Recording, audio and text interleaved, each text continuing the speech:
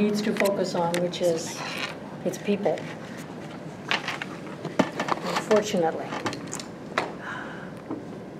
Are we all set? Your head's cut off. Can you see me? Just scoot it back a little bit. Oh, scoot it back. Like go. I think it just needs up higher. Yeah, you need to slouch a little bit. Yeah. I need to sit on the floor a Yeah, little bit, there right? you go. There you go. That's good. And when I was in surgery, I had a junior resident who was about a foot taller than I.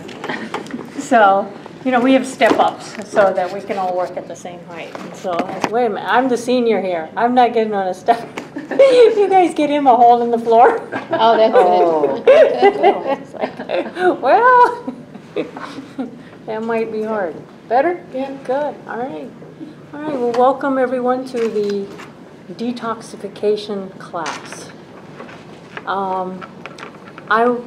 I have edited this section a little bit, and I continue to edit as I learn things. I keep changing what I'm doing, and I think we all do that as we go through life when we find a better way. So what I've done is actually modified it so that the elimination is only 2 weeks before we start the challenges. Okay. There's some controversy as to how long one should be on an elimination diet. And so just kind of re-looking at that controversy made me think that it was better to restart a little bit sooner. We're going to continue the detox shakes and all throughout, okay? But we're going to start the challenges at 2 weeks rather than at 3 weeks, and I'll get into that a little bit, okay? And then you have a new handout because that section I have edited, and I've kind of made it, I think, a little bit easier to read, okay? So if you guys will turn to your detox section, I'm going to walk you through it a little bit.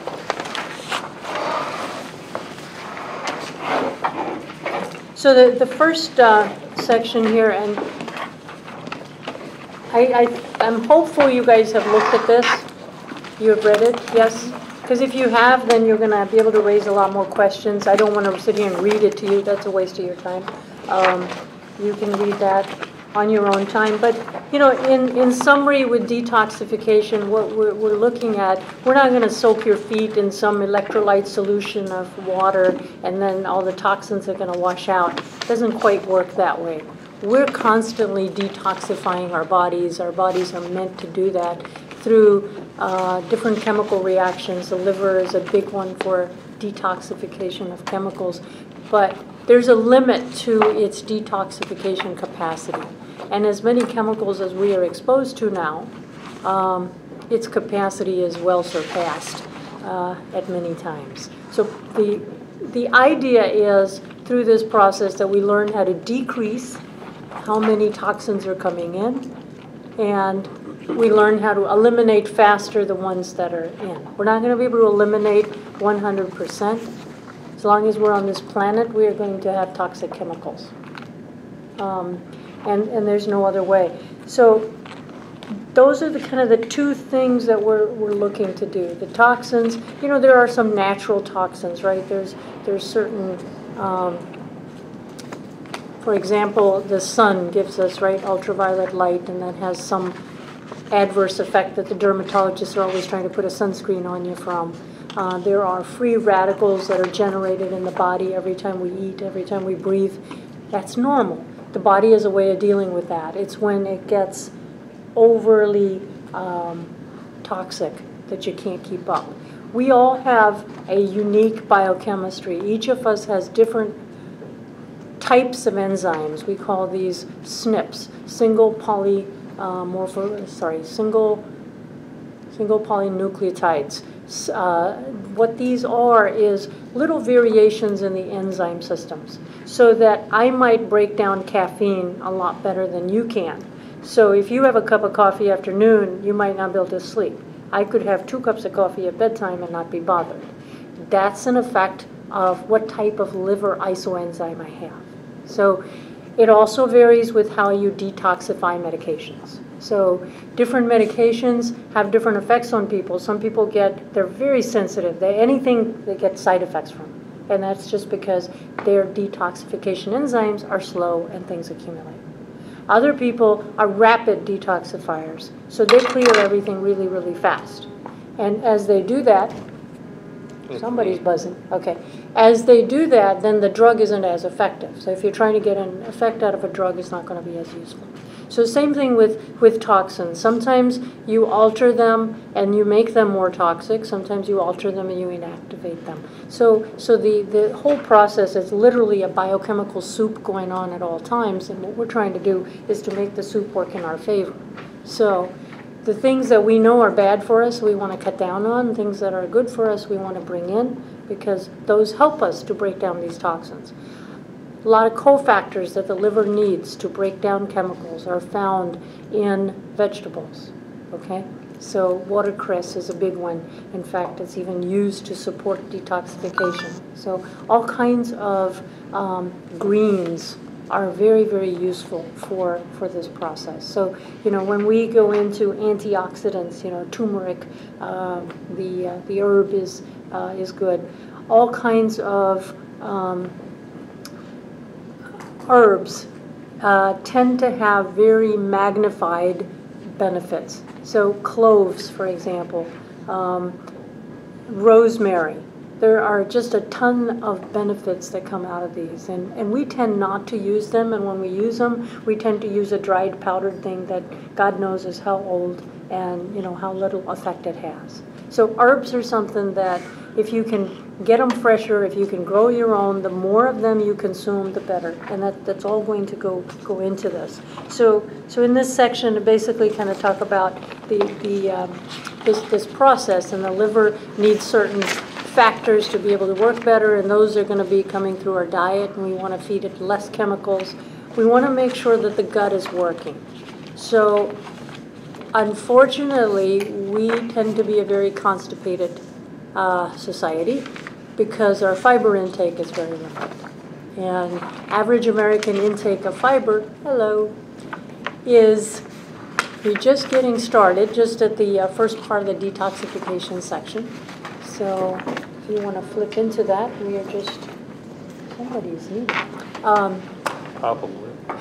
So just talking about the detoxification process, and you've kind of read, hopefully this first little section talks about importance of decreasing inflow of toxins and expediting their outflow. So in terms of the outflow, we've got to make sure we have fiber in our guts. The fiber does several things. It produces the bulk. The bulk is to what the toxins that the liver is prepared for excretion bind to. If you're constipated, you can drink all the detox shakes you want, but you won't be able to eliminate. Because what will happen is that the liver has activated these, or actually inactivated these toxins by combining them to a particular molecule. And then it throws it out with bile into the gut. If that doesn't hook on to some fiber and find its way out, bacteria in the gut will break that down, and you'll get the toxin again, and you'll reabsorb it.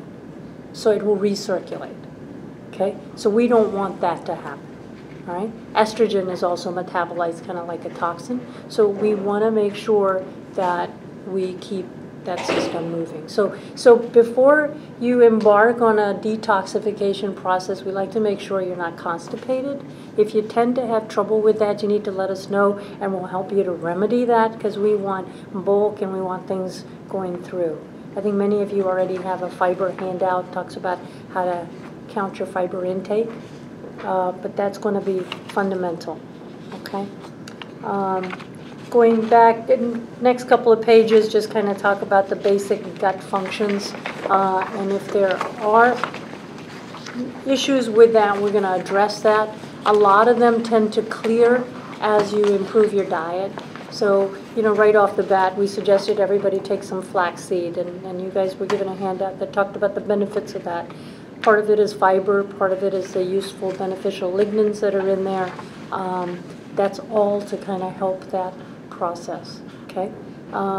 Your water intake, also very, very important, Because if you have too much fiber without the water, it just kind of locks in place. All right? Now, I'm going to skip this next section in here, the old protocol, and in fact, if you guys would just take that out of your section and put in the new one, we will recycle these pages for you. We're going to keep the recipe section.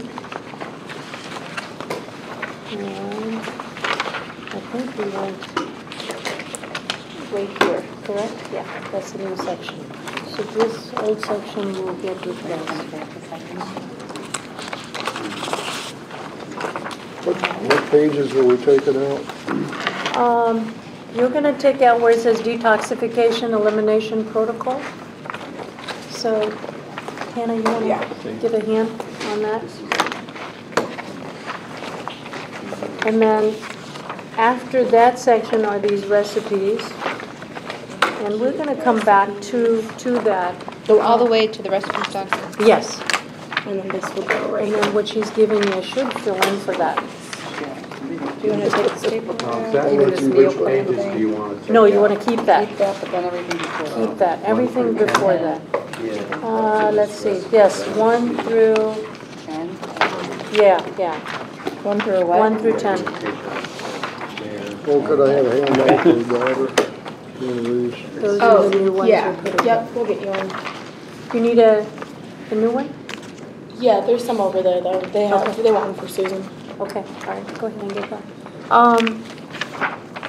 The section I'll have you flip to is just past those recipes. This talks about minimizing toxic exposures, okay? You know, it's just mind-boggling if you think about, it says every year roughly 3,000 synthetic chemicals are manufactured in high production volume, which means more equal to or more than 1 million pounds produced or imported into the U.S. Okay, that's a lot of chemicals. The problem is that the safety testing on these chemicals is limited at best. The previous ones, let's see, the Act of 1976 grandfathered them in basically. They've been around for a while. We can't go back and test everything. We don't have time and resources, so we will just grandfather them in. And then we allow more chemicals in. There is some testing done with these chemicals. The problem is that the chemicals don't operate in a vacuum. They interact with one another, and that modifies their toxic nature. So that if you have, for example, one chemical alone, it might have a toxic effect after, let's say a certain exposure, length, and duration. But if you add a second chemical to that, it can go up logarithmically. So you can make a huge change. That is a way that chemicals have never been studied and are still not being studied. So we're basically living in a little soup of chemicals, and we don't know, nobody knows what the effect is. We know that individually there's some that are really, really bad, right? But usually we kind of nonchalantly approve them, and then down the road we figure out, oh, wait a minute, dioxins are bad. Okay, oh, wait a minute, this Agent Orange, maybe that wasn't such a good idea. Okay, the problem is, once it's there, some of these things stay for a long, long, long time. They don't break down, and they accumulate, right? So what things can you do? In this section in page 3, I've got a list of 27 items that says steps to minimize toxic exposure. Okay, now these are... Is there another handout list? I was given the same ones. The ones I took out. They're very similar, but they've been edited. Mine is So different. you want the ones we got online or the ones that are here? Tana? Did you get yours online? I got mine Which online. ones did you I got get? mine online, but The that's same that okay. I sent out. Okay. Okay. It should be the same. Why don't you take a look at them? You I don't can have tell. Oh, my packet just went in the top. Here's the ones I This printed. is what the new ones look like. No, she means Instead of here. the old ones look like, No, we keep going. See, the old ones look like that. After that part, Yeah, And it should then be the one there's that you sent me. recipes. You'll get a bunch That's of the one you recipes. just gave me. This is the Here's one that I recipe. have, This is the that I part. printed out. This is the one that I sent them. Okay, I took that out. And Let then me see, that's just that there's- page. Oh, right Because there. I There's changed this minor that says things, but this is where you can most tell, is on There. page 2. Yep. Yeah. Okay, so And then go to- if go back that, that to is what you page just 3. handed out, then that is fine. The We'll verify that The with you toxin before you list is leave the if you have any same. concern. Okay, it was at the end. I'm sorry. Okay, I'm sorry. okay, no problem. Okay, so we'll just have you kind of replace that so it doesn't get confusing. Tana will look over your binders, make sure. I'm going to just comment on some of these. Smoking, everybody knows, right? Charred meat is something that you should know. You know, grilling meat has become very popular for many years now, and so it gets charred, basically. There's really no way to grill it without charring it to some degree. And charred meat is toxic. So you don't want to char it. Now, if you char vegetables, they're not quite toxic. That stuff is just basically burnt material. But what happens with the compounds, the molecular structure of meat, and when you burn it, it becomes toxic. Okay, so there is correlated with that, the intake of charred meat, various cancers. Certainly colon is a big one, but even things like breast cancer and so forth. Okay, so don't char the meat is a key thing. Radon, I think everybody knows about. Organic produce, I think Kathy asked me this, is how do you know it's really organic? There's a little bit of faith there. You can't totally tell. In general, the organic stuff does tend to go bad faster. Yeah, that's true. Okay, that I've noticed. And it does taste better. Tastes It more like the does. stuff when I was a kid. And maybe it's a little smaller. Small. Yeah, Yeah. small. Okay, Chickens so- are smaller for sure. And the chickens are smaller for sure. So that there is, we have to take a little bit of faith on that. The regulations for organic products are pretty strict, and they do check. So people are careful. You take that and tell her I'll call that. So people have to, do the best they can. If you can get local produce, there's a lot of benefit in that as well. Some of it, they'll tell you they can't promise you that it's organic, but it's fresh, which means its nutrition content is higher. Some of the nutrients actually go down by 20% a day. So you can imagine when we get it by 5 days out, there isn't nearly as much nutrition left in there. Okay, so that helps. Some of the local farmers will tell you that, they don't put any pesticides and herbicides on their produce, but they can't call it organic because they don't meet the regulations. And some of them are really open to you coming and visiting their farm and seeing them. And it's amazing when they pick the stuff in the morning and you buy it from them, at 1 o'clock in the afternoon. That kind of freshness where we live, unfortunately, we don't get a whole lot of. So that makes a big difference. There are various co-ops and stuff where they'll deliver things to you. There's local pickup points. You have all of that. You do have to go a little past the grocery store. And then, we have just a few months of the markets. But there are some markets that, I think we have one at Old Trail that runs in the wintertime. But that's a big hop for most of us. So then we use our little health food stores to try and get as much of that. With the organic produce, you'll find under the nutrition section, which hopefully you've looked at already, the Dirty Dozen Clean 15. Some foods are definitely worth buying organic, others doesn't so much matter. Okay? So that way you don't have to do everything organic because there's a big price difference, at least in the area where we live, in some things, and not in others so much. Out west, there isn't such a price difference either. Grass-fed issue, I think some of that was probably discussed at the grocery tour, right? What page are you on now, excuse me? Do you want to help find? Page 3. Yeah, she's going to clear that for you. The grass-fed has better makeup of types of fat, and it has less overall fat. so there is some benefit. Remember, grass-fed, grass-finished. Oftentimes they'll grass-feed it in the last 3 months to fatten it up. They will give it grains, which kind of takes away your benefit a good bit. So if you can get grass-fed, grass-finished, it's ideal.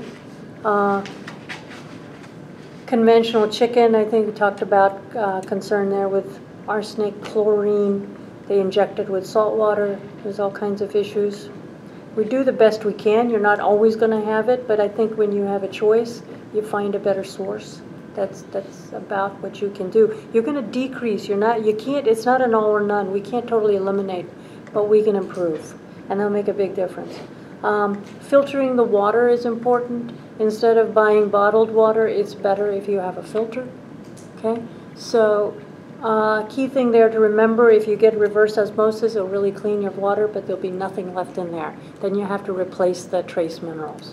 So then you'll have to purchase a little bottle of trace minerals, and you'll have to be putting drops in the water you drink. Okay. Yeah, I had a reverse osmosis system when we moved into our current home, and I tried watering a particular plant. I wanted to give it, good filtered water. It died. Mine. Okay, so it has nothing in there. The plants need those little minerals. Okay, so if they need them, we probably need them too. So I don't use reverse osmosis currently, but I do use a filter because you want to get all the chlorine and all that stuff out. Can you recommend a good filtering system? The one I have is by Aquasana. Aquasana. They make different systems. They even make the reverse osmosis systems. Is it attached to your sink? Yeah, it's under the sink, comes out with a separate spout. Okay. They have bigger versions and so forth. But what I did was I tested the water. I sent it out for testing after I put in the filter and stuff, and it was like, okay, let me see how clean it is. It came back nice. I was happy. Okay, so that's one way to do it. Excuse me, does that eliminate fluoride also? It does. It does. It takes out the fluoride. Yep. All right, so we talked about constipation already. Certain vegetables, sea vegetables, cilantro, these things are very good for detoxification. So sea vegetables give you iodine. Watch salt. It's good to have some iodine in the salt. A lot of sea salt, they don't iodize. You think it's iodized, but it's not. Fish, I think you know already, never buy farm-raised fish. The PCB content is just crazy high. You want to buy as much as you can wild-caught. And I tend to be suspicious of wild-caught from China. Okay? So you can purchase them at most of the stores, the health food stores for sure. There's a really good website called vitalchoice.com. They have seafood that's really, really good. They will ship it to you straight from Alaska in dry ice. And if you buy their off-size fillets, you can get a decent price. But if you buy their standard, pristine fillets, they're going to be pristinely expensive. So, yeah, so you buy the odd size fillets and stuff. So that helps a lot. Alcohol, Tylenol, #1 cause of liver failure in the U.S., right? Drugs, pesticides, herbicides goes without saying. Cleaning agents. What is polypharmacy, number 13? That means multiple, people that have a list of 20 medications they take. That's polypharmacy. Where we prescribe you 3 drugs and then we prescribe you the next 3 to counter the side effects of the first 3. Yeah. That's polypharmacy. Cleaning is huge. There's all kinds of safer cleaning products that are available. You can even make your own very, very simply. Baking soda, vinegar, Castile soap go a long, long way. I've given you at the bottom of this a website that gives you a link on how to make safe cleaning products. So the simple, cheaper stuff you can do that way. You can also purchase the health food store. They have all kinds of options. Dry cleaners, I try and take the bags off and air the stuff out in the garage before I bring it in the house. Okay, because silks and stuff, there's no choice. You got to dry clean them. that. New construction, you gotta watch for outgassing, you gotta ventilate. There are some options, but it's really hard. Everything's kind of preserved in formaldehyde. Cosmetics is a big one.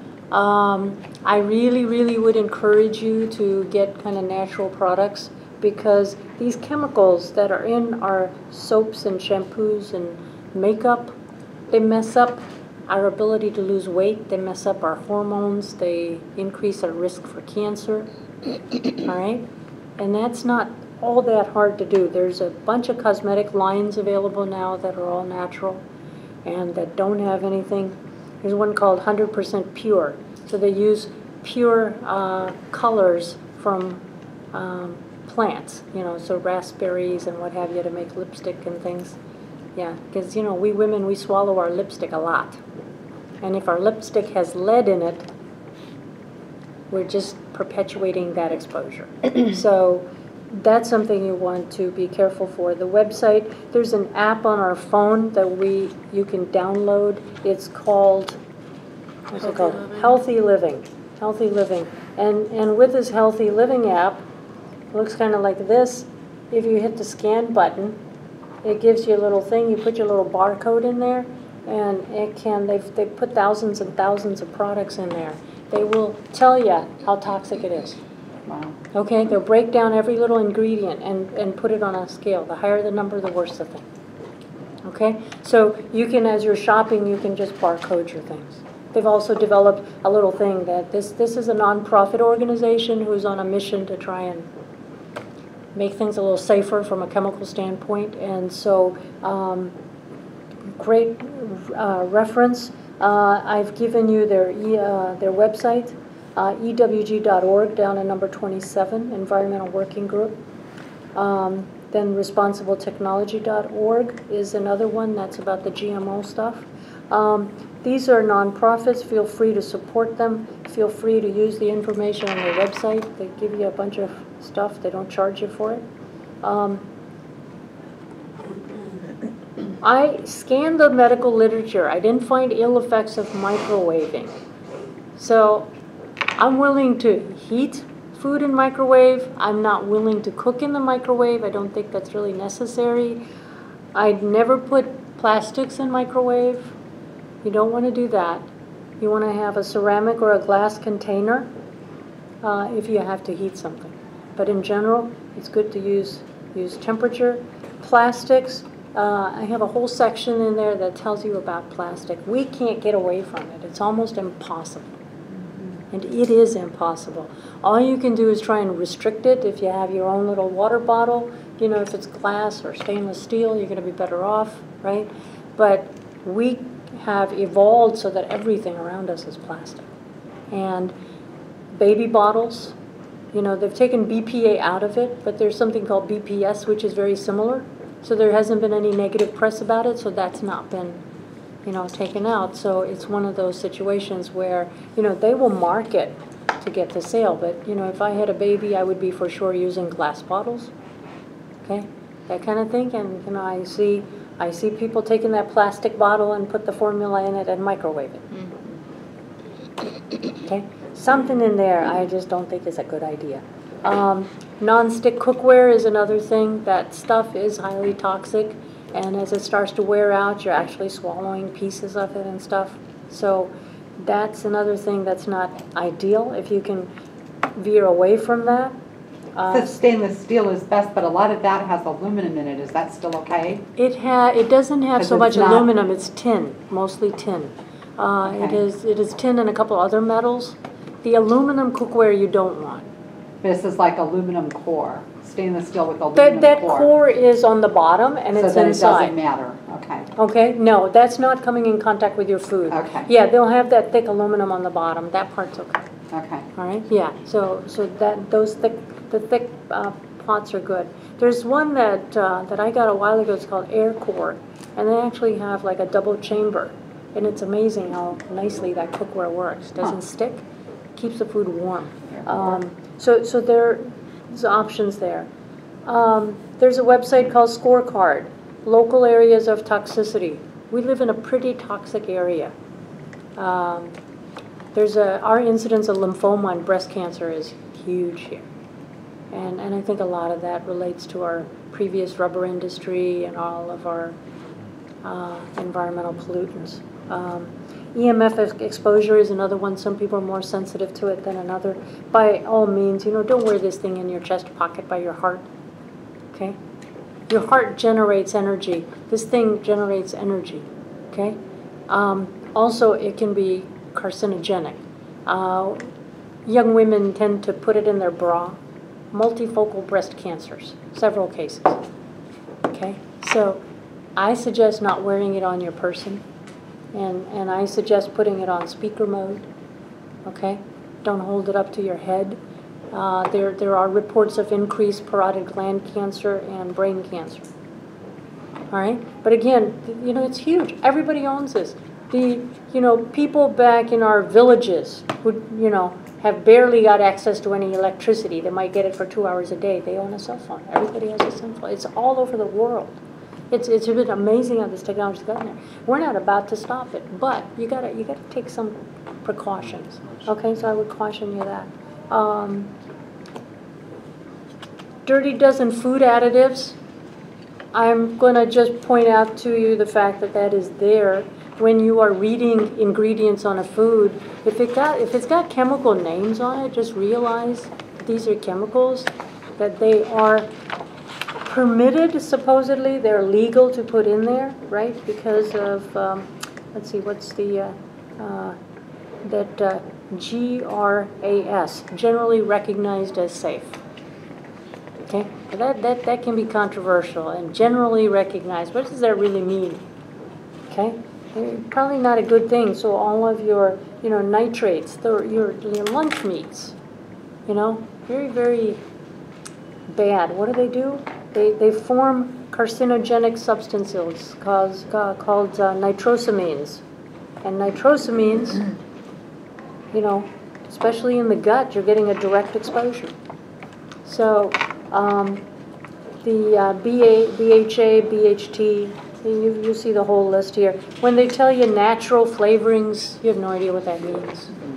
Okay? Yeah, the natural flavor, artificial flavors, yeah, you think that's artificial, but what's natural flavor still can hide an awful lot of things. Your best bet is to eat like your grandmothers used to eat, which is food in the form that, God made it, and not so much how we alter it. We make it so that it can be basically stable on a shelf and still look good. I always say, if the mold can't digest it, how am I supposed to digest it? Because if, the expiration date, on those cereal boxes is way out there, right? So how can a natural food stay there without going bad? It can't.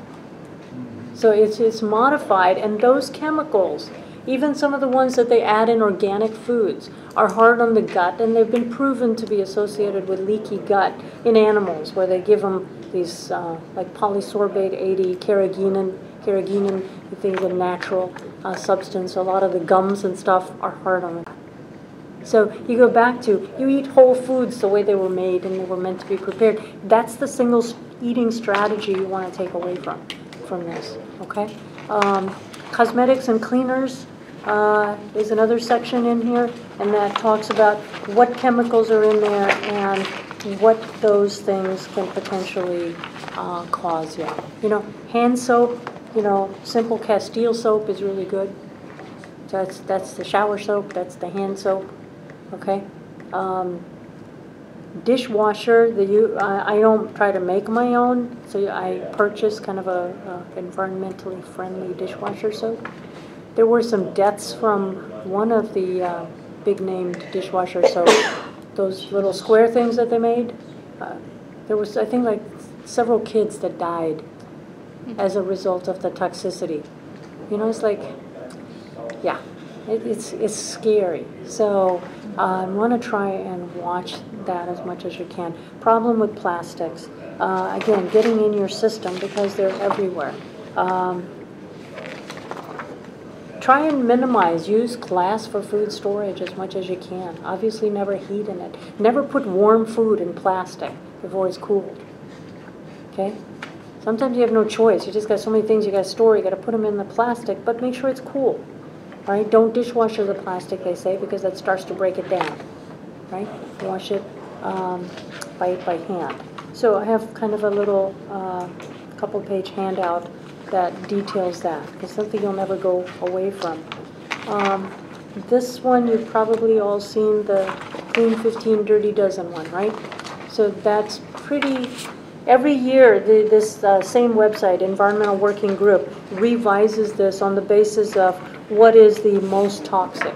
So it's like you don't have to be digging out for organic asparagus. It's going to be okay. Same with avocados, which we'll recommend you eat. All right? Cantaloupe, eggplant. The corn, as long as it's non-GMO, you're okay. The Dirty Dozen, you know, apples are on the top of that list. And strawberries. Strawberry is another one. Looks like the one I've given you. Strawberries are actually number 1 for 2016. So the copy I have in here is a little bit older, but it's pretty. But the list is pretty similar. They just rearranged the number 1 a bit. If you peel the apples, does that help? It helps. It does help. Because what's sprayed on there, but then you lose a lot of the good fiber. A lot of the nutrients in these fruits are in the surface, so you end up losing them. Strawberries you can't peel, so those I suggest don't eat except organic. Right? Don't they spray apples with like a plastic or something? They do, they do. Does that And wash off? no, you would have to peel it off. And they've studied that that waxy stuff on there. They had 2 large groups. One group consumed apples with the coating, and one group got apples without the coating. And the apples that were coated had a much higher incidence of causing allergies to apples in those people. So that stuff does. It messes with your immune system, for sure. How you process the food has a difference. Incidence of peanut allergy in China is nowhere near what it is here. They boil their peanuts, we roast ours. Okay? So how you process it does make a difference, aside from what chemicals you add in there. Sunscreen. A very simple little guide that they give you as to what ingredients to watch, also from Environmental Working Group. Okay? Because, you know, especially people are putting that on their little toddlers and taking them out in the sun. And you know, what are you trading off there? It's better to put long sleeves, long pants, and a hat on the toddler than to cake this stuff on them. Okay? Questions or comments?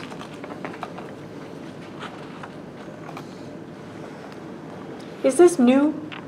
Is this all stuff you already know before reading this, that is? Some of it. Some of it's new. Yeah, some of it.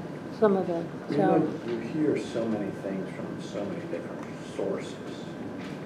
It's hard to know exactly what is accurate and what isn't. absolutely. Even on the Absolutely. nightly news or things like that. Yeah, absolutely. Especially on the That- nightly news. Especially on the. And I would say it's not accurate. You can hear, you know, different sides of the same issue. Just depends on where you look. You know, we have that in the medical literature too. It depends on what are you looking to prove and who's paying for the study.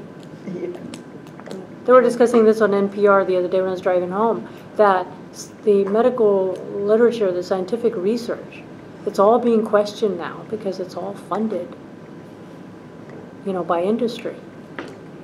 About global warming. There's another big one, right? There's another big one. So I mean, you have people, right? But how long did people, you know, stand adamant in saying smoking wasn't a problem, right? How long did our industry fight that? So now we're fighting GMOs, right? Industry says they're not a problem, they're just fine. They're going to start taxing sugar drinks now. Oh, are they? And Where? like they did with the tobacco. They want to, I think it's 2018, I'm not sure. I read it in the paper. Federally? Yeah.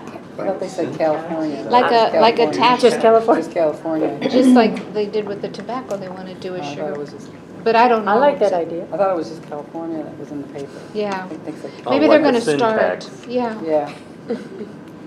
Yeah, you know? They shut the tobacco. Well, they didn't shut the tobacco down, but they damage the tobacco. Well, you know, part of the problem is, you know, if we really were interested in this, you know, on the one hand, you know, they pay farmers to grow corn and soy, right? They subsidize that.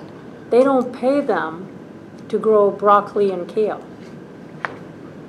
Okay? So on the one hand, you know, it's like the government knows, but they don't do, you know. So there's just a big disconnect, I think, in our policies. We know a lot more, you know, and I've heard it says, they say it takes up to 50 years for medical research, you know, to be basically used in clinical care. So we're really just behind the 8 ball. It takes people a long time to implement things, and it takes, you know, the research scientists know things well in advance of when the doctors put them into use.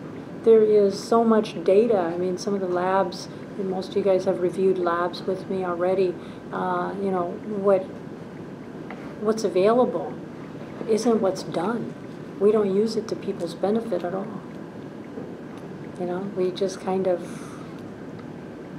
right? You just kind of put it off. And you know, on TV, what are you advertising? You're advertising drugs. Are you advertising healthy lifestyles? We're not. We're not featuring it at all. We're advertising green ketchup and God knows what else, right? I mean, we're just living with our eyes closed. If you look at autism, you know, when I was in medical school, I had never seen an autistic case.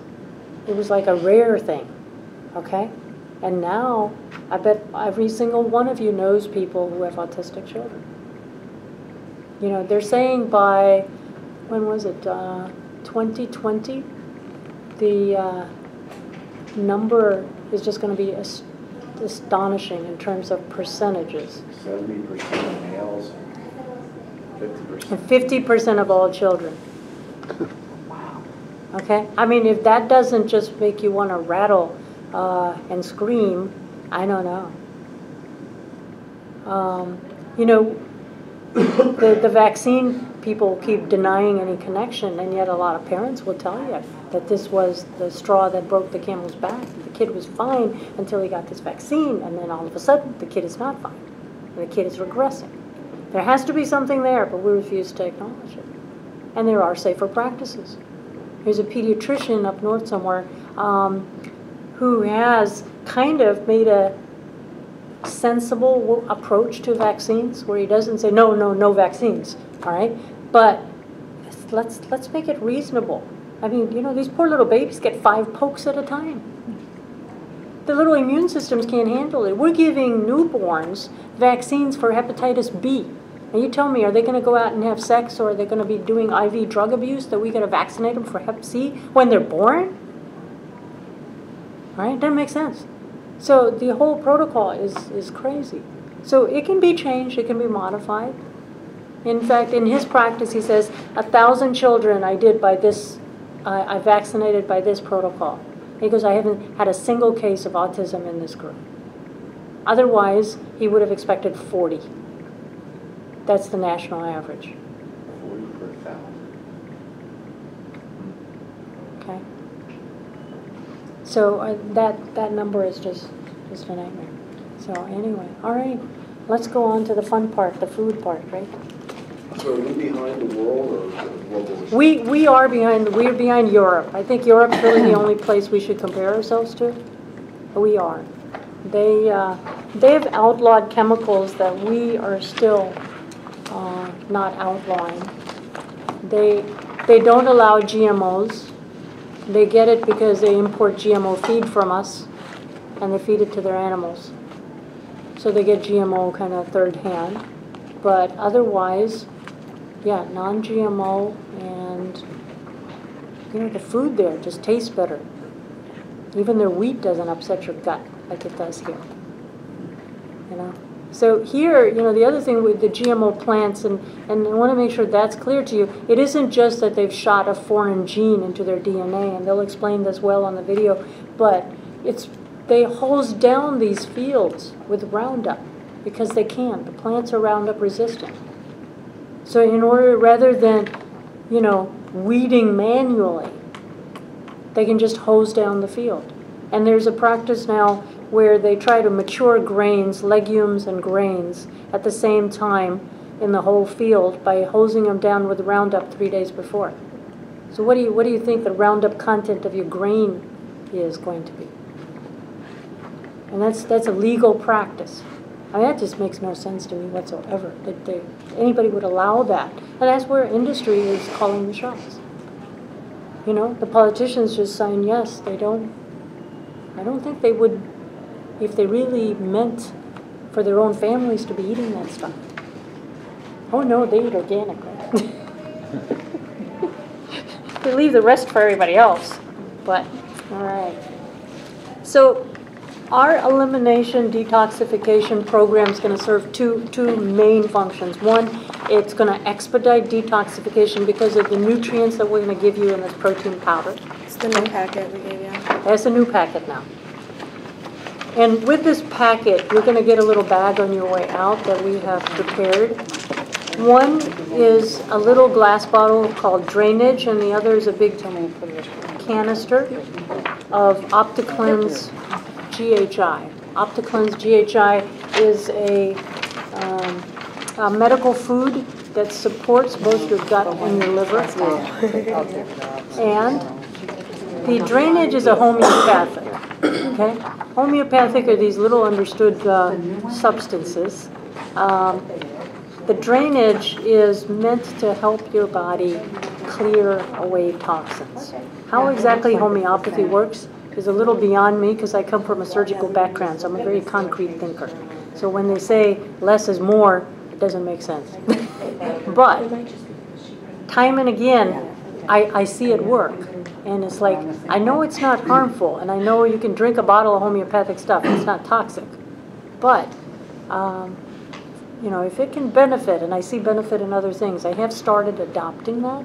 And is it doing it or is it not? I haven't done a controlled study, I can't tell you that. So what is it? Is it a plant-based material, or is it? It's a combination of different agents. You know, in homeopathy they also say like treats like. So, you know, that they will use such a dilution of arsenic to treat arsenic poisoning-like symptoms. Okay?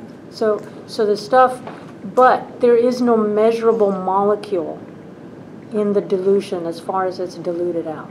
So it can't be toxic from that standpoint. The thought is that it works on an energetic kind of basis. And I tell you, the more I do medicine and the longer I do medicine, the more I think there is an energy that we don't tap. And I'm on that journey. So hopefully, while you guys are still going through this, we're going to have a class on this energy. So this, I take it as an energetic method, and the OptiCleanse is more of a standard medical food that has nutrients. It has vitamins, and it has minerals, and it has plant-based nutrition to support those liver enzymatic reactions. Okay? So you're going to be taking this for about 3 weeks. You're going to slowly increase it. If you look towards the bottom of that page, the first week, day 1 to 2, 3 to 4, 1 scoop once daily, 1 scoop twice daily, 2 scoops twice daily, so we don't shock the system. So if you're just on your wall calendar, maybe write down how much you're supposed to be. That might be an easy way to do it. The second week, we actually go to 3 to 4 times daily with this. Each scoop, each 2 scoops, I think, has got close to 30 grams of protein. So you're getting plenty of protein. So you're not going to get meat deficient, hopefully, on those days that we're trying to give away the meat a little bit. We are just basically, these are all plant-based proteins that are in here. We're kind of just trying to minimize some of the animal-related products in the diet. And the third week, we kind of ramp down. We bring gradually down. Day 15, done. And during this first week, you're also on a very specific diet, which you will start right as you start day 1. And we'll go into that. Day 15, which is the beginning of the third week, you will start challenges. So aside from this detoxification phase, we're going to be doing an elimination because there are numerous people with hidden food sensitivities that they don't realize. Okay? We've uncovered several in our previous groups. sensitivities to commonly eaten foods like dairy, like wheat, like tomatoes, okay, that you don't realize. Corn can be another big one. Soy is another one. So what we do is we knock out the common allergenic foods, okay? There's a cute little coffee shop down in Canton called 4 Kids Coffee. And it's a coffee shop, but they serve things that are minus the 8 major food allergens, okay? They have very allergic kids, and that kind of put them on a journey. So it's interesting that they did that. So they make it safe for allergic individuals. We are detoxing, so we are not going to be consuming sugar. We're going to be consuming purely things that are healthful, okay? You might be amazed that in a couple of days your thinking starts to become clearer, the brain fog lifts, okay? You feel better, there's more energy, even though I haven't put you on any thyroid medicine, okay? The joints maybe don't hurt, the muscle pain goes away, okay? All of those things. The gut is more comfortable, you lose that bloating, that happens pretty quickly, okay? Most people notice all of those positive changes, okay? Now, because we're introducing something new that you haven't had, if you have anything that is puzzling or bothersome, you please get in touch with me right away and we'll figure all that out. But in general, you're going to expect to feel much, much better. So what are you going to eat is on the right side of that page. In this shake, you can mix it. It talks a little bit about, you can blenderize it with little low-calorie coconut milk or almond milk. I just use water. My husband likes almond milk. You can put a few berries in there. That helps to flavor it up, okay? Ground flax can go in there, okay? And then down the road, we'll have you can add things like a leaf of kale or whatever the heck. Those things that are allowed are okay to be put in the shake. Or you can just keep the shake plain with a few berries for flavor if you like, okay? It has a very agreeable flavor. You can just put ice in it and your almond milk or water and just make a nice smoothie, okay? It is tasty. You need a blender, or can you just stir it around? You can stir it around, but it's going to be better in a blender because it's going to mix better, okay? So if you can put ice in it, then for sure you're going to need a blender, okay? And it's going to make a better texture for you, all right? So what are we going to eat? We're generally going to take away the red meat stuff, so we're going to do beef and pork we're going to eliminate. We're going to allow the other foods, okay, the other meats, sorry. And then vegetables, if we're trying to lose weight, I would encourage you to clear away from the starchy vegetables, okay? So that means asparagus is a good choice. Yams and sweet potatoes I want you to kind of stay away from, okay? If you can avoid those things, you're going to be much better off. Potatoes, I'm going to discuss further. We're going to have some people, probably 2/3 of you guys are going to be off nightshades. Nightshades we'll come to as well.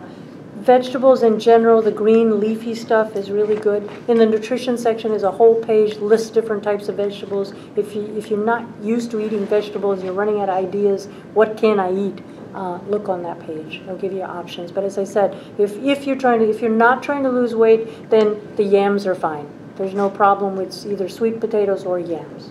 Okay? Squash? So, squashes are okay. Okay? So James, for you, I want you to eat.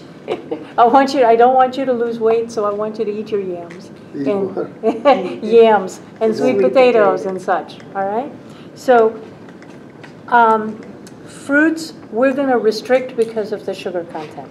Okay? So berries and 1 additional low glycemic fruit maximum per day. So that would be like an apple or a pear. Okay? Grapes, bananas would not be a good idea. We're trying to get rid of the sugar. Another reason we're trying to get rid of the sugar is that we're trying to reset the kind of bacteria you have in your gut. All right? If you eat sugar, you get a different population.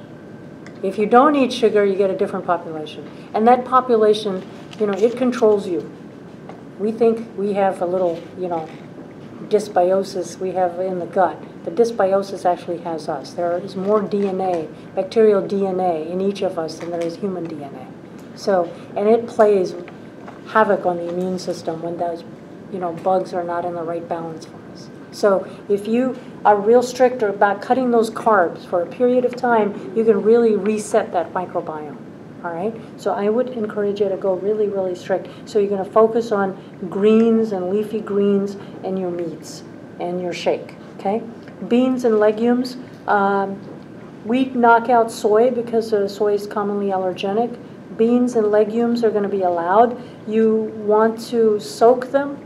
Ideally, you don't want the canned kind. You want the dry kind. You want to soak them. You can rinse them out twice a day and soak them for a couple of days so they almost start to sprout a little bit. That's even better. Or at least soak them overnight. Throw away the water. Rinse them well. That's how you want to do the legumes. Okay? And legumes are good because they're low in starch and they're high in fiber and they're good in protein. So they're going to be a good kind of a bulk for us. How much is a serving? A cup? There's a whole handout on serving. Did we? We already gave the handout. Yeah, but I mean on the beans, I don't know. Oh, But- it'll tell you. It'll tell you there. It'll tell you, yeah. So if you have half a cup of beans, that's probably going to be for most of I have a the typical question. serving. Yeah. I've heard before that for the protein to be digested, you have to have like a starch, like rice or something. Is that true? No. No. Okay. You have to have acid in your stomach. What's that? You have to have acid in your stomach to digest protein properly. Because some of the nurses that do the cardiac thing, that's what they were telling me is. You have to have the starch to break down the protein. Yeah, and I don't know if that's. If Maybe you're something a little eating a different you're plant-based diet for protein and they don't eat meat at all. Okay, yeah, we're not doing that here at all. Yeah. I've been on the vegan kick a little bit. I read on it. I looked a lot into it. But the problem is, if you're a vegan, you pretty much live on wheat and soy. Okay? And there are a lot of my patients who can't have wheat and soy. I can't do soy. I can't do wheat. Okay? So how could I be vegan? You really can't get the protein. All right? Yeah. There's so many people with autoimmunity, they cannot be vegan because they cannot be eating those foods. So kind of where we are, yeah, I don't like to eat a lot of meat because I don't like to kill the animals either. But, you know, it's one of those things where, yeah, I think we should restrict how much meat we eat, but as a protein source, I think we're kind of, you know, first of all, we should watch our portions because the #1 way to live longer is what? Calorie restriction. So don't eat as much is the bottom line. So, but now you do not need to eat a starch with it. And if we want to lose weight, we're going to cut the starches out. We're not going to do grains. Okay, so grains are listed here. It says all permitted grains, including rice, buckwheat, quinoa. Does should that be include any soaked. kind of rice? Well, you want the red and the black. And if you're trying to lose weight, then you're not going to, on this 3-week period, eat any grains. Okay. I'm going to give you those 2 servings of legumes, okay? So no rice for losing weight.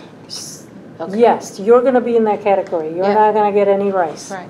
And I've customized for each one of you in the little bag that you're going to take with your drainage and your, there's a little sticky with written exactly how many servings of legumes and how many servings of grains and nightshades, okay? So kind of continuing the page forward, talks about nuts, seeds. When you what talk to about bring- nuts should be shelled, that's actually the shelled nuts that you buy them with the Yes, if shell you on. can buy them like raw from like a health food store, that would be acceptable. Okay. If you shell them yourself, that's even better, okay? But that's not that easy to come by around here, so this raw shelled is better. Soak them for a while, they're easier to digest, okay? You can soak them, you know, overnight. Almonds, by the way, are better if you soak overnight and then peel away that covering. The covering has what's called anti-nutrients in there that keep you from absorbing the good stuff in that white, fleshy part of the almond. Or okay? blanched almonds? So, you know, I don't know how they blanch them. I haven't figured that out yet. If they soak them and do it cleanly, but if they use chemicals, I probably wouldn't go there. Gotcha. All right? If you find that out, please share that information with me. I'd like to know how they blanch them. But we blanch them at our home. We just soak them overnight, and then it peels off Okay. pretty easily. That works. Condiments, I'll give you a little detail there. Most condiments are full of junk, so you really want to kind of use clean things, and I'll go into that. Gluten is completely off. Dairy, eggs are off of this elimination because many people are sensitive to eggs. Okay, eggs are a great breakfast food, and that can be the first thing that you challenge back after 2 weeks. But for 2 weeks, let's be off eggs because I see enough people with trouble with eggs. Okay, and it tends to be the egg white more often. All right. So in general, the foods that are not in the detox, then obviously gluten is not. So grain, any flour product is completely out. But for some of you, I will let you have 1 serving of grain. But if we're going to reset that microbiome and we're going to get some weight off, then we really want to steer away from that. Okay? Soy, we're going to stay away from, and that'll be one of the foods you challenge. Beans and legumes, as I said, in general, a serving a day, but for many, I'm going to give you 2 because I'm not giving you any grains. Soaking, rinsing.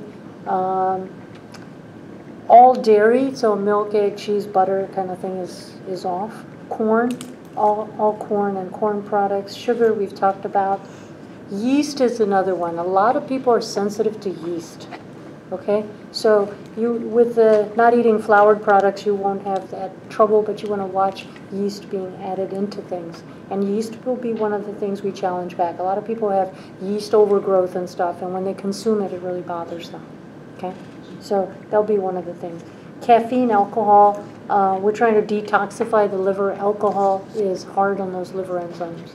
So we can't be on alcohol during this time. And same thing with the caffeine. It plays havoc with some of those little liver enzymes up and down. And then it also raises cortisol, which makes it hard to lose weight. Okay, so several reasons there. Artificial sweeteners, processed foods, those things, for obvious reasons we talked about already. These things are off. So you have first section that says what are you eating, the second section that says this is what you're not eating, and you have your little sticky that says, for me, this is exactly how my protocol is. The nightshades, if anyone has chronic muscle pain, joint pain, stiff joints, the nightshades you want to eliminate. So what are the nightshades? Okay, tomatoes, potatoes, not sweet or yam, but the white potatoes, and peppers, but not black peppercorns, and eggplant. These are the common nightshades. Goji berries, I was told recently, also are nightshades, but we don't encounter them too often. These things can cause joint inflammation. I've seen that in many, many patients, and it's a drastic effect in terms of pain and stiffness. Okay? So if you have no muscle pain and no joint pain, and you have great mobility and never had an issue, then you're allowed your tomatoes and peppers and such. But if you have joint issues, then I will say no nightshades. So kind of based on your history, I've indicated that on a little sticky in there. You'll see, it'll say, this many servings of grains, this many servings of legumes, and, no nightshades or nightshades okay. All right? That I would, and that's, I think, a critical part of this elimination. You can transform your life if you can take away the foods that you're sensitive to. Okay? Now, you don't have to take them away forever. There are ways to tolerate them, and we get into that. The key is to first identify them, okay? And then once you get your gut more functional, then you can tolerate them, okay? All right. So when you start introducing these challenges, what are we really looking for? Will you notice if you're allergic to something, it's going to hit you, or you just... Okay. You are going to notice. When you have completely eliminated a food, you do notice.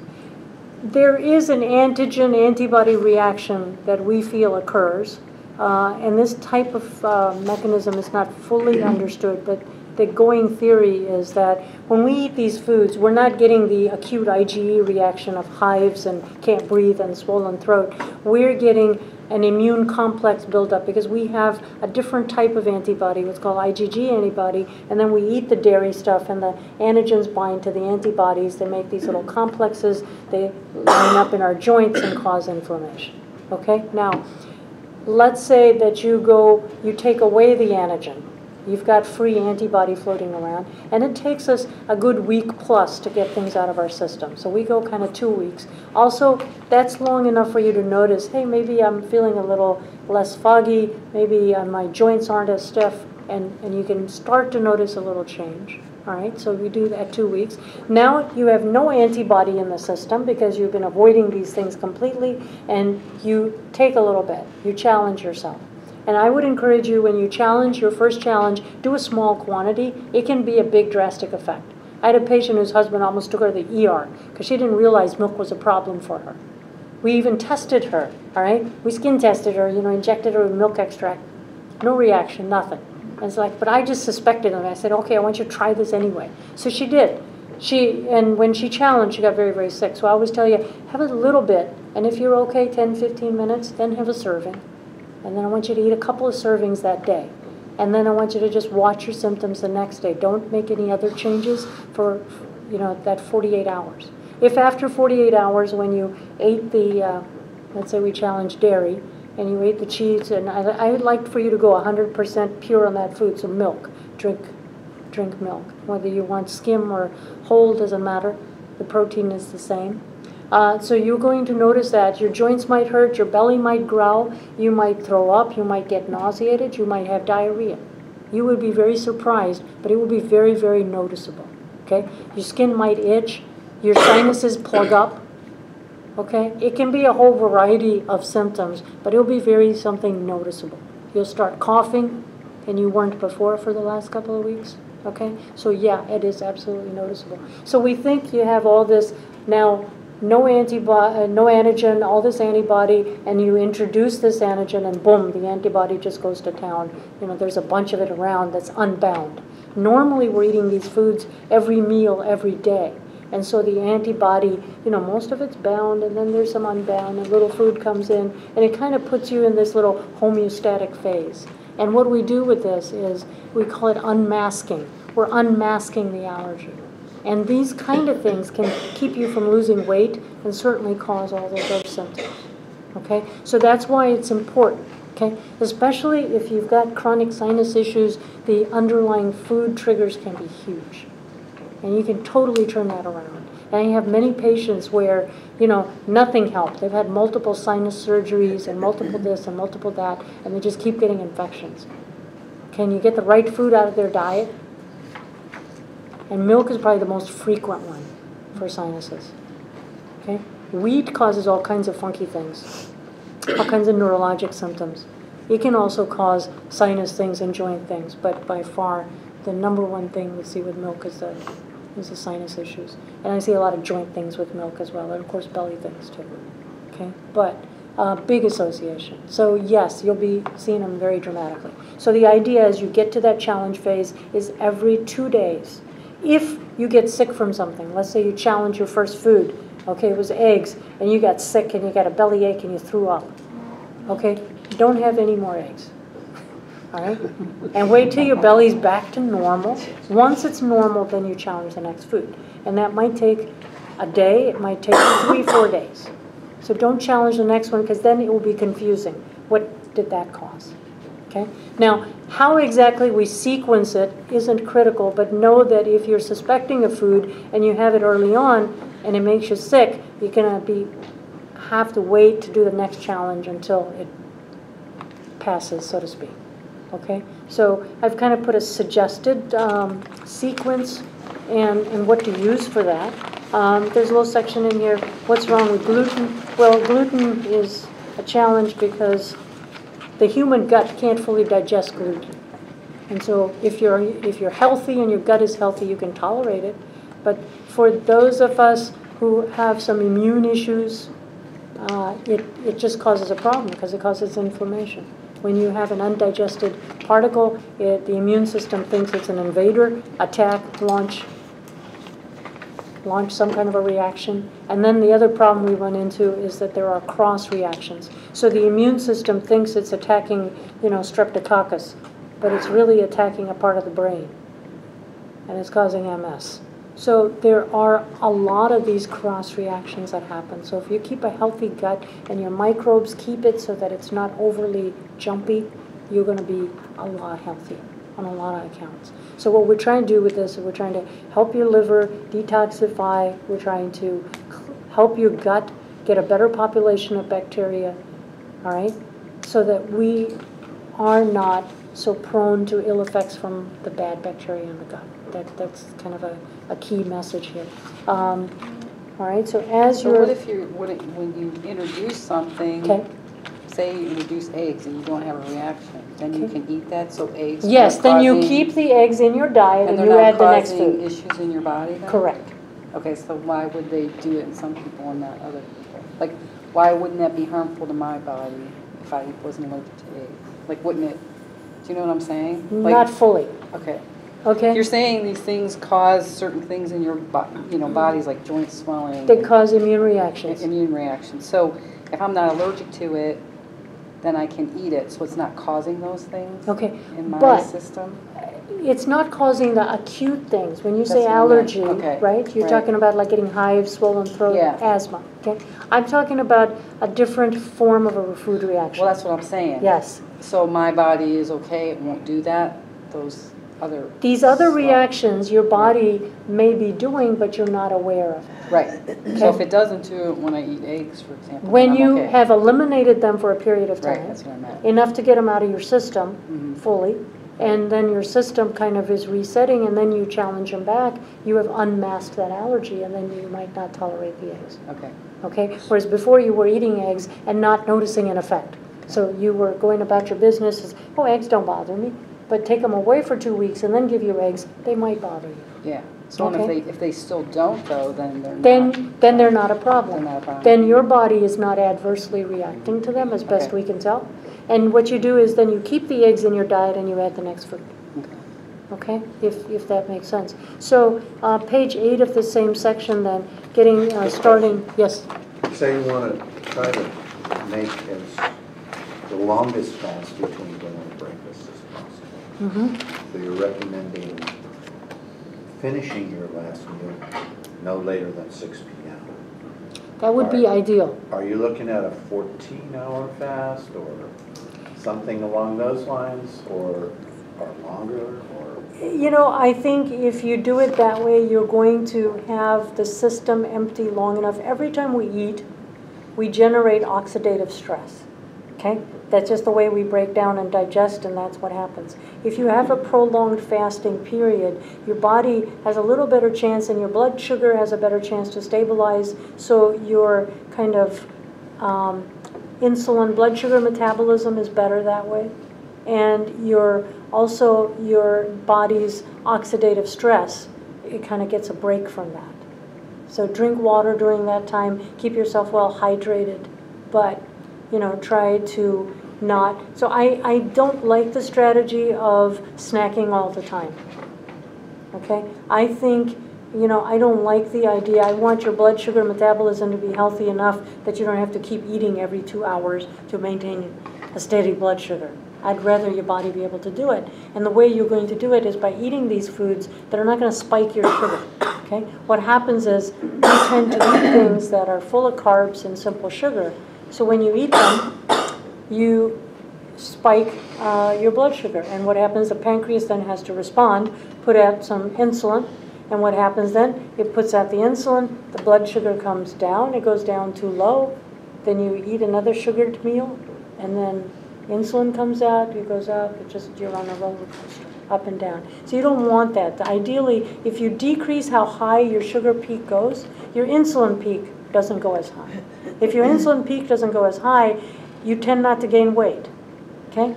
Type 2 diabetics, they're not getting fat because of the sugar. They mostly have normal blood sugar. They have too much insulin. By the time they have too much sugar, they're really far advanced. The initial phase is too much insulin. Insulin is a storage hormone. Its job is to store fat.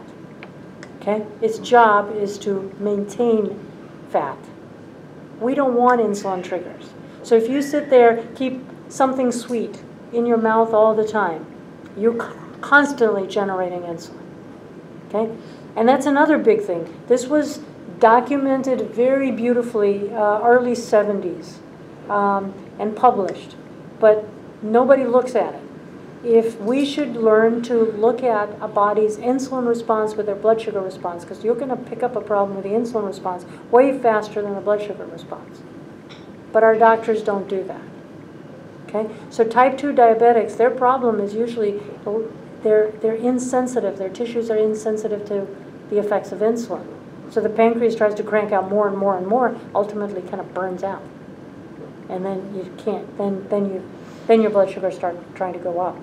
But, if you know, most type 2 diabetics are overweight. Most type 1 diabetics, their problem is they don't have insulin because their pancreas, based on an autoimmune attack, got destroyed and can't make insulin. They're insulin deficient. And even though their blood sugars might be through the roof, they're skinny as all get out. Okay? So they're two different diseases. So we're trying to stay away from the sugar for all of those numerous reasons. Right? And if you stay away from it long enough, a few things happen. One, you get used to not having all that sweet taste, and when you have it, you don't like it anymore. It doesn't make you feel good anymore. Okay? And the other thing that happens is you kind of lose your taste for it because you've broken that habit. If you've gone long enough off of it, then you don't crave it so much anymore. So those are all long-term benefits. So you won't want that, I can't drink a Coke. It's just too sweet. Okay, I'm not used to it, and I don't, Of course, Diet Coke, that stuff is toxic. I can do about 3-4 sips before a bad headache sets in. Okay, now that doesn't happen to everybody, but it has chemicals in there that will trigger that in suspect people. So some predisposed people. Some people, again, we're biochemically different. Some people can tolerate that, but always remember that, there's a lot of data now supporting the fact that Diet Coke makes you gain weight. You don't lose weight. You don't even maintain weight by doing artificial sweeteners. You actually gain weight. And the reason for that is they increase your insulin. You start drinking something sweet, the body thinks, right, signals go right from the taste buds to the brain, oh, sugar coming, all right? Sends little impulses down the vagus to the pancreas. Make insulin, sugar's coming. But guess what? Sugar never comes because it's aspartame. So you've gotten an insulin response, and so what happens? The blood sugar that you had now falls. You get hypoglycemic. Hence you see the people with a candy bar and the Diet Coke.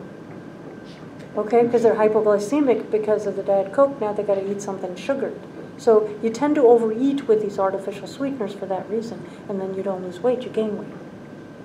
What about stevia? Is that good? Stevia was felt to be actually beneficial, but now there's negative things coming out from that as well. So in fact, this shake that you have is not sweetened with stevia anymore. They're using something called monk fruit. It's another one of these kind of a natural, low glycemic kind of, yeah. Monk fruit. They're using that.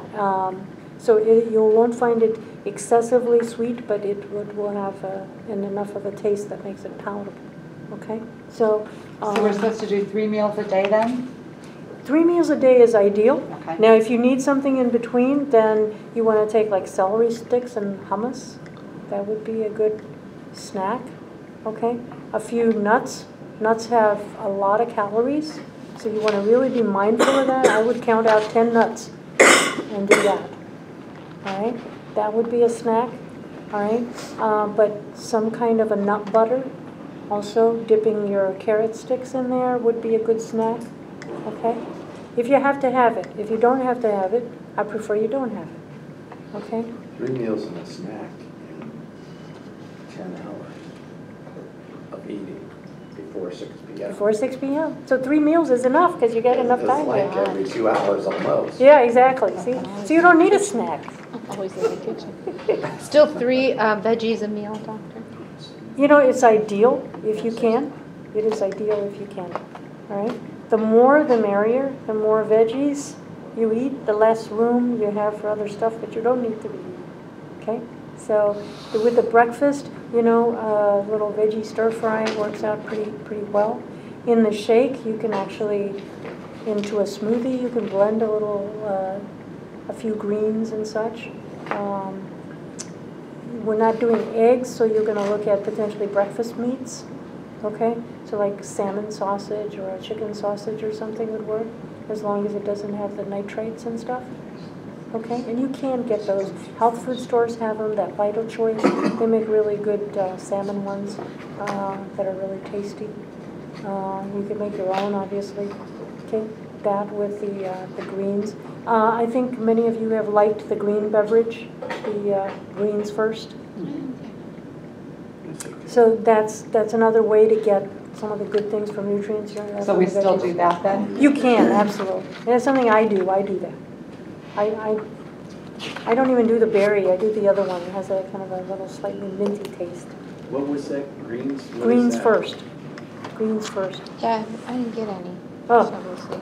okay. It kind of depended on how I saw you and when we did it as to if we sent you out on it or not. If I thought you had a nutrient deficient diet from the beginning, I tended to put you more on it.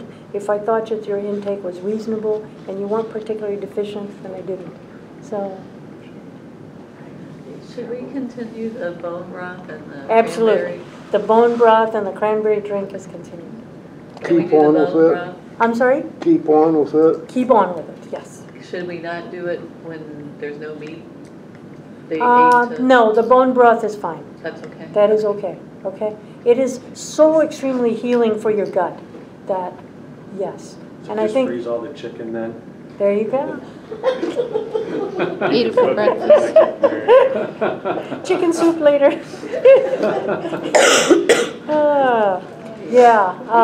You'll have a little time. All right. Any question on the challenges? Once more, I think I read somewhere that no fermented foods during the, Yeah, no fermented foods because I am trying to kind of reset the microbiome. A lot of the fermented foods will have yeasts in them, okay? And we're trying to kind of adjust your population. When you're done with this, then you ferment away, So absolutely. But I think doing this phase, it's better. If you're on a probiotic, I don't have any trouble with that. But we want to try and avoid yeasts because the fermented foods have yeasts as well as bacteria. So is that a natural yeast that occurs, or like the fermented? Yeah, those, they are natural organisms, absolutely. I'm just trying not to get a heavy dose of it. Plus, the other thing is, some people have a different tolerance for these things, and we're introducing several things here. We're making drastic diet change. We're putting you on this new protein thing. So it just adds, I think, more variables into it. So I kind of feel better to just wait on that a little bit. So then the things we learned in the fermentation class. They're on pause. Put on pause. They're on pause, okay, just for a couple of weeks, okay? Any other questions on those? Any questions on the nightshades? Do we start before we have your consultation when the blood draws are back? I thought I was meeting with you guys and Susan tomorrow, but they tell me it's not till later, because I wanted to get that going. And then she couldn't be here, but she'll watch the video, so she'll get it itself filled in. If she's ready to start sooner, she can start that sooner, okay? Do we hold off? We're kind of held up because I can't get Susan in the office, so I wanted her to be there for your consultation. Yeah. So if we could get that. Hold off till then? I think you could start if she thinks she's ready. It's fine, but we'll talk about that. We'll talk about that later. Let's let her watch the video. She can get started. She'll get the information. Okay, so you don't have to wait until the consultation. All right. I've already kind of designed how I want your detox to go. Well, can we wait till we see you? You can, Yeah. but then you're going to California. You might want to get it done before you go. Well, All right. Rockin' a that bit. depends on. Want to cut the video, I think, at this point? What are the flax crackers that you talk about in here? And I didn't get the recipe. Those are something you can make crackers from flax seeds, okay? And, yeah, unfortunately,